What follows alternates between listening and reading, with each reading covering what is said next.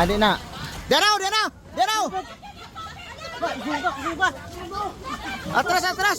Napatakbo ang mga residente nang umapaw ang spillway sa Himalalud, Negros Oriental hanggang sa tuluyang lamunin ng baha ang kalsada. Kami baha pag dali ganun. Isang bangkay ng lalaki ang natagpuan sa Pakuan River. Ayon sa barangay, natangay ng agos sa sapa ang lalaki. Napadasal naman ang mga taga-Dalaget, Cebu nang biglang tumaas ang tubig sa ilog. Napuruhan ang barangay Mantalongon na kinikilalang Vegetable Basket of Cebu. Ilang bahay rin ang inabot ng hanggang dibdib na baha. Malawakan din ang pagbaha sa bayan ng Bulhoon. Ma'am, natumba ang ano?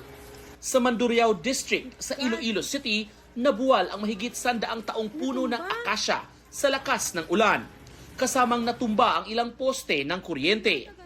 Tinamaan naman ng mga sanga ang isang taxi.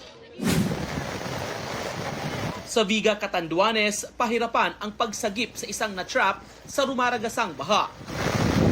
Dari na, Jake! Sa bayan ng San Miguel, 3 bangkero ang nailigtas matapos matangay habang tumatawid sa ilog. Patuloy na hinahanap ang isa nilang kasamahan.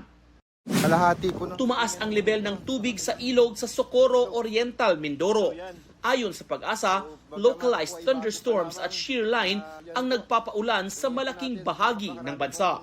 Lagi pag malakas yung buksan ng ating amihan tapos bumabangga yung malamig na amihan sa mainit na easterlies, nakakaroon tayo ng shear line.